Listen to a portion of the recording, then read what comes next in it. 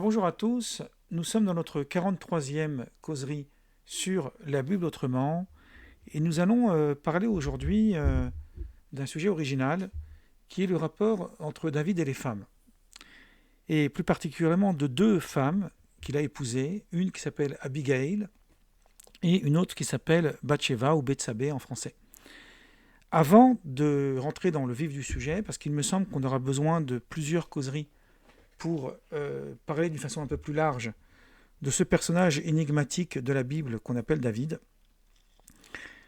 qui est l'auteur des psaumes, enfin on lui attribue en tous les cas le livre des psaumes, et qui était le deuxième roi d'Israël après Saül.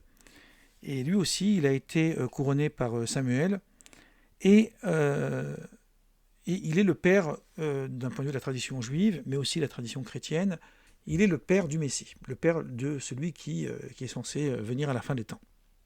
Donc il y a un lien intrinsèque entre David et le Messie. Je voudrais tout d'abord introduire une idée centrale sur le sujet. David est un personnage énigmatique parce que d'un côté, c'est un personnage qu'on place quasiment au plus haut rang de la tradition juive. On dit que si Israël a 4 patriarches, le quatrième pied, c'est comme le quatrième pied d'une table, ça serait David. Donc ça serait en fait celui qui formerait l'harmonie, on pourrait dire, d'Israël. Et d'un autre côté, David est un personnage qui a commis beaucoup de guerres et qui, du fait de ces guerres, ne pouvait pas construire le temple et qui a commis des actes incompréhensibles de la part d'un homme de ce niveau. Et en même temps, il y a une volonté issue de la tradition rabbinique, de vouloir non pas simplement réhabiliter le roi David, mais plus encore le situer au-dessus au-delà de tout soupçon. Et la problématique se pose plus particulièrement, même s'il y a d'autres éléments, mais le plus essentiel, c'est cette relation étrange qu'il a eue avec Bathsheba, avec Bethsabée, qui est la mère de Salomon, qui a été le deuxième roi d'Israël. Et lorsque nous disons dans la tradition juive, c'est très important cet énoncé-là, mais je le reprendrai dans les séances suivantes, lorsque nous disons dans la tradition juive que le Messie est Ben David, fils de David, c'est comme ça qu'on l'appelle, Mashiach Ben David, il faut savoir que la tradition juive ajoute, c'est pas dit dans la liturgie, mais elle ajoute ce mot, et descendant de Salomon, puisque David a eu plusieurs enfants. Or, Salomon est issu d'une union qui est non seulement improbable, mais inconcevable, puisque avec Bathsheba, c'est lié à un adultère qui a été condamné, et dans la Bible, et dans les psaumes, on retrouve des choses là-dessus. Moi, ce qui va m'intéresser pour cette séance en particulier, et peut-être aussi pour la suivante, ça dépend où j'en arriverai, c'est de parler de son rapport amoureux. D'une manière générale, la Bible ne parle pas d'amour au sens romantique du terme, de l'amour-passion. L'amour, d'un point de vue biblique, est un amour social. Bon, on sait les différents degrés d'amour qu'on retrouve dans la pensée grecque, etc. Il se retrouve aussi, y compris dans le Cantique des Cantiques, qui a priori, lui, enfin, un livre qui décrit l'amour-passion. Il parle pas seulement de l'épouse, il parle de l'amante, il parle de la bien-aimée, mais il parle aussi de la sœur. C'est-à-dire que l'homme se marie avec sa sœur. Et ce n'est pas une relation incestueuse, c'est la fraternité dans le couple. C'est une idée philosophique, bien sûr, et pas une idée qui, malheureusement, à notre époque, on n'est pas capable de dépasser le premier degré. Donc, autant le dire pour ne pas être accusé de faire l'apologie de l'inceste. Donc, il y a l'amour-sœur. Et lorsque la Bible, en général, parle de l'amour entre un couple, en général, sauf cas particulier, elle évoque cette idée-là de l'amour, l'idée d'un amour social. Bon. Et y compris dans les textes de Paul, et même on trouve aussi dans les évangiles ou dans les épîtres de Paul, des phrases qui sont similaires au texte du Talmud, où il est dit que l'homme aimera sa femme comme lui-même, et la respectera plus que lui-même. On ne parle pas là d'amour sentimental, puisque l'amour sentimental, donc l'amour éros, ce qu'on appelle éros, c'est un amour qui est lié à l'affectif, qui est lié au sentiment, et le sentiment ne se commande pas. Il n'a rien à faire avec l'esprit de la loi. D'ailleurs, si vous allez, lorsque vous vous mariez à la mairie, tous les textes qu'on vous lit ne parlent pas d'amour sentimental, parce que la loi n'a pas d'emprise sur les sentiments des gens, et j'ai envie de dire heureusement, et ça sera toujours ainsi, pourvu. Bon, elle essaiera, bien sûr, d'agir sur les sentiments, c'est ce qu'on fait à notre époque, mais ce n'est pas pour ça qu'on y agit vraiment. Mais l'amour sentimental est le cœur de la vie humaine. Il est le cœur de la vie humaine, et si, ça c'est ce qu'on trouve aussi dans le Midrash, etc., si la relation sentimentale procure une satisfaction qui est liée au plaisir, c'est tout simplement parce que c'est une nécessité naturelle. Et toute nécessité naturelle procure un plaisir, un apaisement, un plaisir, une joie. Bon, nous on avait déjà parlé de cette idée d'amour sentimental lorsqu'on a détecté dans la Bible, parce qu'il y a certains éléments quand même qui nous laissent entendre que la Bible veut essayer de nous faire comprendre ce sujet, même si elle n'y entre pas vraiment, avec la rencontre entre Jacob et Rachel, où si on lit littéralement le texte, on voit bien qu'elle décrit un coup de foudre. La rencontre entre Rebecca et Isaac, où là c'est plus subtil, les choses se passent presque dans le non-dit, puisque Isaac est le grand absent de ses propres fiançailles. Donc ça anticipe, j'ai envie de dire, avec humour bien sûr, sur les relations dites virtuelles, puisque c'est une relation virtuelle au départ. C'est au moment où elle le rencontre, où là, le jeu opère. Mais elle était confiante au départ, et le texte nous montre que Isaac aussi était confiant, que les choses allaient fonctionner. Le problème de la relation homme-femme est un problème complexe qui est presque, j'ai envie de dire, un don divin. Mais ce n'est pas ici le terme divin dans le sens de croyance, c'est le terme divin dans le sens de quelque chose qui est presque l'indicible. Quand ma fille était petite et que je lui donnais à manger un mets qui était vraiment particulièrement bon, je lui disais, ça s'appelle un cadeau de Dieu. Pourquoi ? Parce qu'il y a quelque chose de très bon ici. Donc pourquoi je dis que c'est quelque chose de presque divin ? Parce que c'est normalement irrationnel. D'abord, c'est irrationnel que deux êtres décident de vivre ensemble toute leur vie. C'est-à-dire de tout partager. Ça, c'est quelque chose. Alors bien évidemment, il y a l'espace de chacun, mais en gros, il y a quand même une sorte de, quoi qu'on dise, il y a un espace de fusion. De plus, alors je parle en tant qu'hétérosexuel, parce que pour l'homosexualité, ce n'est pas mon domaine, je ne le connais pas assez, mais il y a la grande question d'ordre philosophique, qui est la question de l'altérité qui se pose entre les deux êtres. Et lorsque la Bible, elle parle dans la Genèse, cette fois, donc, vous voyez, il y a des éléments dans la Bible qui nous invitent à réfléchir sur ces choses-là, mais lorsqu'elle parle à proprement parler d'amour, c'est l'amour social. Mais il y a des éléments qui nous sont rapportés, qui laissent entendre que la Torah, la Bible, etc., tient compte d'autres éléments qui vont au-delà de ça. Donc, je ne fais qu'introduire ce qui va être dit après, pour l'instant. Vous avez dans la Genèse, on a fait 1 an de causerie sur la création, on a beaucoup parlé de ce passage,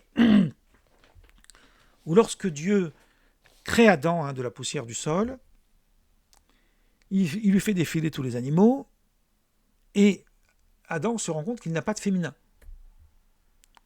Et là, il y a ce verset, je vais le dire en hébreu parce que c'est des versets clés, et après je le traduis, qui nous dit « Lo tov eyot Adam levado, et c'est lo ezer kenegdo ». Il n'est pas bon que l'homme soit seul, je lui ferai une aide kenegdo. Qu'est-ce que c'est kenegdo ? C'est contre lui. Alors, dans certaines Bibles, on vous dira « je lui ferai une aide face à lui », pour indiquer simplement que voilà, c'est une aide, vraiment une grande aide. Mais il y a une notion d'opposition dans le texte hébraïque. Neged, c'est être opposé. C'est pas pour rien, alors c'est vraiment une phrase rhétorique que je dis ici, que ceux qui étaient le courant juif qui était opposé au chassidisme à l'époque de son émergence, on les appelait les mitnagdim, neged, les opposants. Donc la femme est-elle une aide ou est-elle une opposition? C'est une question du Talmud. Et entre parenthèses, la Torah parle un langage masculin, mais ça ne signifie pas que ce n'est pas valable dans l'autre sens. Il faudrait que ça soit valable justement dans l'autre sens, puisque cette idée de Kenegdo est en réalité une illustration de l'équilibre du couple, contrairement à ce que l'on croit. Et le texte dit, dans le Talmud, en fait, on nous dit, s'il est méritant, c'est une aide, c'est un soutien donc, s'il ne mérite pas, c'est contre lui. Mais qu'est-ce que ça veut dire méritant? Qu'est-ce que ça veut dire pas méritant? Est-ce qu'on est dans un contexte où Dieu distribue des bons et des mauvais points? Ou peut-être parlons-nous d'autre chose, de l'approche que nous avons de la relation, de façon globale. Il y a une phrase juive, alors je n'ai jamais trouvé la source de cette phrase, mais je sais qu'elle est d'origine juive, donc je vous la dis parce qu'elle va bien illustrer ce qui va être dit ensuite. J'essaie de la retenir par cœur. Dans la réconciliation, c'est-à-dire dans les moments d'harmonie dans le couple, ménage une place pour la brouille, pour que dans la brouille, tu puisses ménager une place pour la réconciliation. Lorsqu'on est dans le jusqu'au boutisme, et surtout quand on est amoureux, on est exigeant de l'autre. C'est en réalité, pour moi, une contrefaçon. Cette exigence, c'est une contrefaçon avec l'amour, mais c'est comme ça qu'on le pose. Si vraiment tu m'aimes, tu ne me fais pas ça. Tu ne me fais pas ce que tu es en train de faire. Et donc cet échec, entre guillemets, cet échec temporaire en réalité, crée une cassure, une brisure. Et cette brisure, si on n'a pas conscience qu'en réalité c'est juste un passage de la vie, qui est tout à fait logique, qui est tout à fait normal, alors on enfonce cette rupture jusqu'à la rupture totale. Pour que la relation d'altérité fonctionne, pour que justement il y ait cette harmonie, il faut l'accepter comme faisant partie de l'histoire et l'aventure de la relation amoureuse. Dans l'histoire et l'aventure de la relation amoureuse, il y a des oppositions. Dans la relation amicale, il y a des moments de bonheur, il y a des moments d'opposition. Dans le cadre social, de façon générale, il y a des hauts et il y a des bas. Et l'homme est fait justement pour vivre les deux situations parce que ça l'aide à avoir un équilibre. Donc on a besoin des deux. Donc c'est ce que dit la phrase. Si tu n'es pas capable de comprendre qu'au moment de la réconciliation, il peut y avoir à tout moment une faille, donc ça ne t'aidera pas à comprendre le moment venu qu'il peut aussi y avoir une réparation.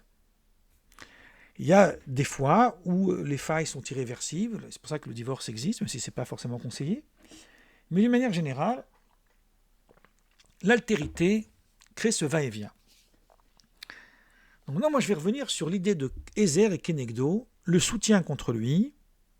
On pourrait dire, c'est un terme que je n'aime pas et qui a été utilisé récemment pour des mauvaises raisons. Je ne vais pas rentrer maintenant dans la politique, mais je vais l'employer maintenant, parce que ça va m'aider, qui est le terme d'inconditionnel. Normalement, l'amour, il est censé être au-delà de toute condition. Dans les Maximes des Pères, il y a une phrase qui nous dit « Tout amour qui dépend de quelque chose, une fois que la chose est retirée, l'amour se retire aussi. Mais tout amour qui ne repose sur rien, qui est altruiste par excellence, c'est l'altruisme absolu, une fois que rien ne peut le défaire.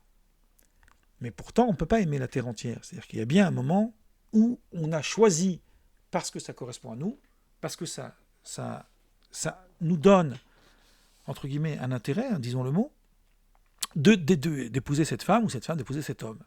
Pourquoi ? Parce qu'à un moment donné, il y a quelque chose qui se passe.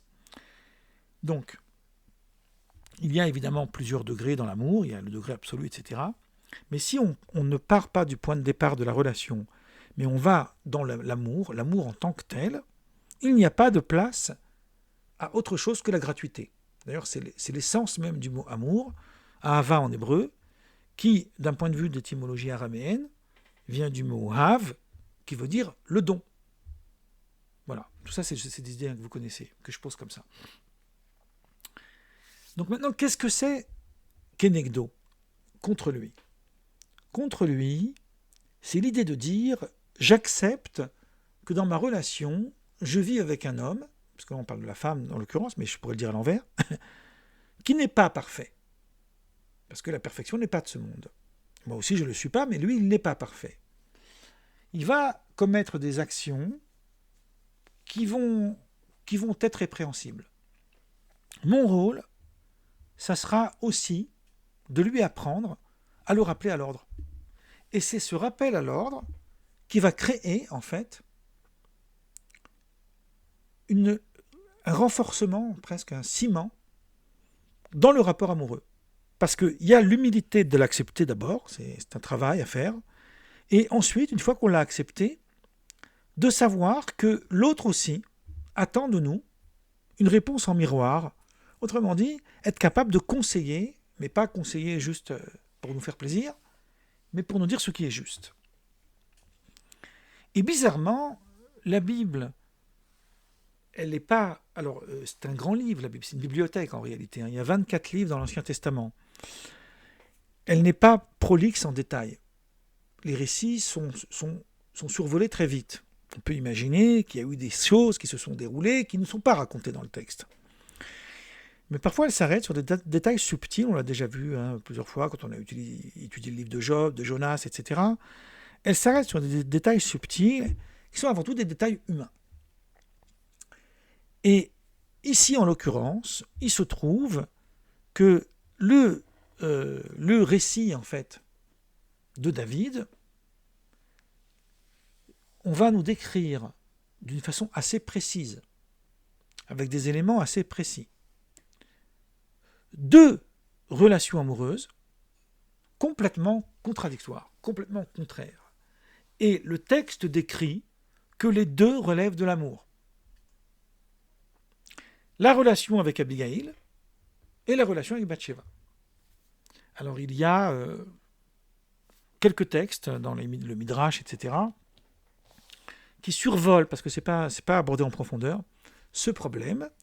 Et nous, on va essayer de méthodiquement se rendre compte que, en fait, David étant un personnage clé, on pourrait dire que ce personnage est un archétype, et que les récits qui sont racontés dans la Bible à son sujet sont eux aussi des éléments essentiels dans l'enseignement qu'on peut en tirer. Il y a d'abord le récit avec Abigail. Alors, le récit avec Abigail, ça se trouve dans le premier livre des rois, le chapitre 25. Alors, on va juste le lire et on continuera bien évidemment la semaine prochaine puisque l'heure tourne. Donc je ne vais pas tout vous lire, mais je vais vous lire ce qui est essentiel. Donc là, vous l'avez, la traduction n'est pas très importante, c'est-à-dire l'origine de la traduction. Donc un homme riche appelé Nabal. Alors Nabal, on nous parle d'un homme qui s'appelle Nabal. Ça vient du mot, on va le dire, la Bible va le dire après, qui veut dire souillure. Donc il a un nom, il porte bien son nom, comme on dit en français. Il avait 3000 brebis et 1000 chèvres.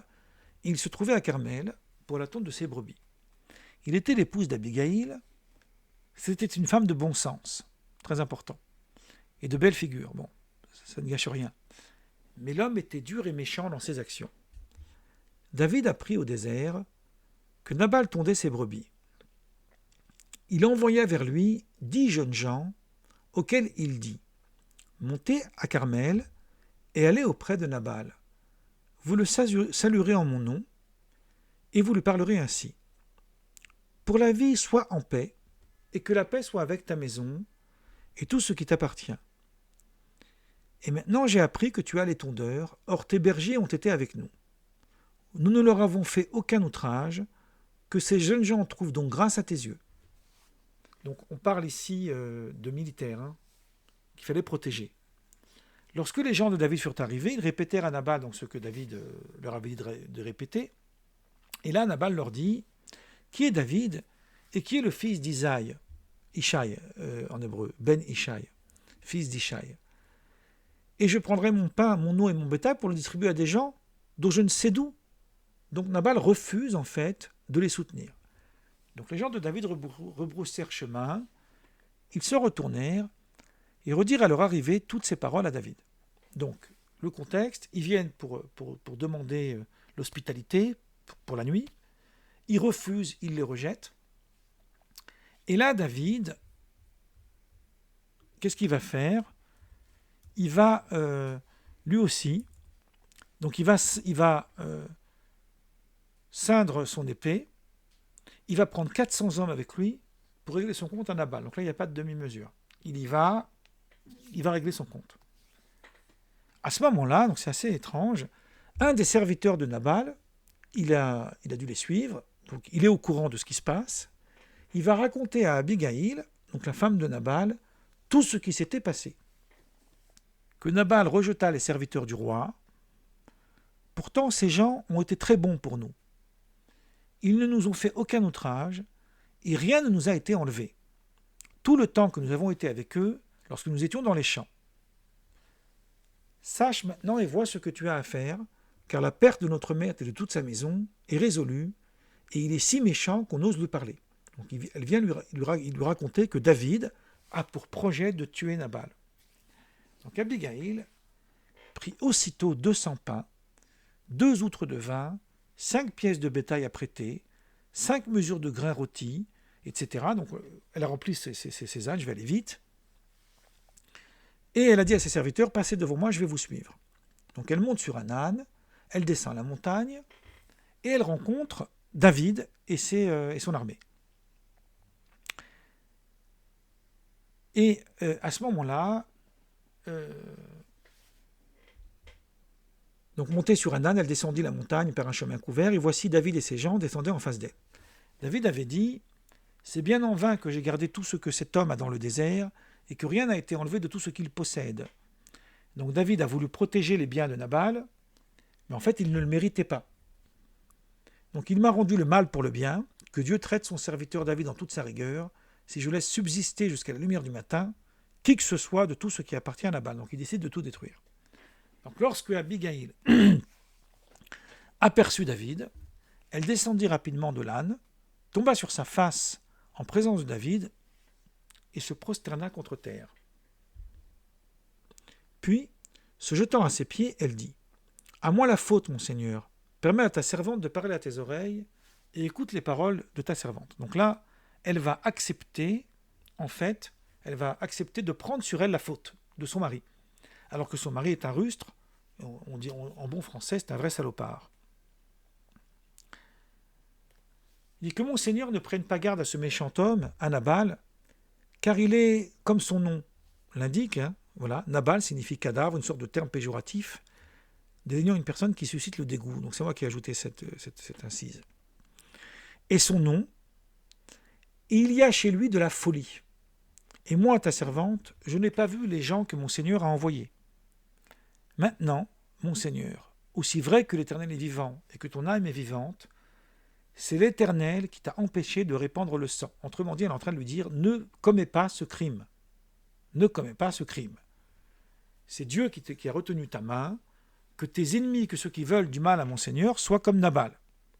Accepte ce présent que ta servante apporte à mon Seigneur, et qu'il soit distribué aux gens qui marchent à la suite de mon Seigneur. Qu'il lui apporte des victuailles, pour qu'il puisse être apaisé. Pardonne, je te prie, la faute de ta servante, car l'Éternel fera à mon Seigneur une maison stable. Donc elle lui demande pardon. Je vais vite.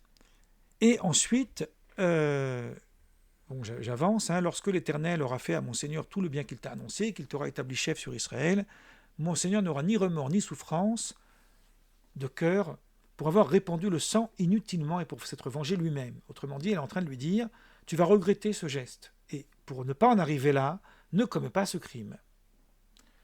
Donc David dit à Abigail, béni soit l'Éternel, le Dieu d'Israël, qui t'a envoyé aujourd'hui à ma rencontre. Béni soit ton bon sens, et béni sois-tu, toi qui m'as empêché en ce jour de répandre le sang et qui a retenu ma main. Et donc il va en fait admirer l'attitude d'Abigaïl d'avoir réussi à le faire entendre raison. Et David prit de la main d'Abigaïl ce qu'il lui avait apporté et lui dit « Monte en paix dans ta maison, vois, j'ai écouté ta voix et je t'ai favorablement accueilli. » Donc le matin, sa femme lui raconta ce qui s'était passé. Donc elle est partie raconter à Nabal que David avait pour projet de le tuer et qu'elle, elle l'a sauvé. Mais Nabal reçut un coup mortel et devint comme une pierre. Il a été insensible à l'attitude généreuse de sa femme. Environ 10 jours après, c'est très important la femme, et on va s'arrêter bientôt, l'Éternel frappa Nabal et il mourut. Et là, il y a une sorte de circonstance. David apprit que Nabal était mort, et il dit « Béni soit l'Éternel qui a défendu ma cause dans l'outrage que m'a fait Nabal, et qui a empêché son serviteur de faire le mal. » Donc l'Éternel a fait retomber la méchanceté de Nabal sur sa tête, puisqu'il est mort. Et donc David envoya proposer à Abigaïl de devenir sa femme. Donc il va épouser Abigaïl parce qu'il a compris la grandeur de cette femme qui, contrairement à une histoire de jalousie, puisque là c'est l'inverse, il va être admiratif qu'elle a sauvé son mari qui était pour l'instant pourtant un salaud. Les serviteurs de David arrivèrent chez Abigaïl à Carmel et lui parlèrent ainsi. « David nous a envoyés vers toi afin de te prendre pour sa femme. » Et aussitôt Abigaïl partit, montée sur un âne et accompagnée de 5 jeunes filles. Elle suivit les messagers et elle devint sa femme. Donc on peut imaginer dans la suite que ça veut dire qu'elle aussi, elle avait peut-être en tête cette idée, en dépit du fait que son mari était vivant et que si David l'avait tué, ça aurait été plus simple. Et pourtant, elle a sauvé son mari. Donc moi, je vais m'arrêter là maintenant pour la vidéo.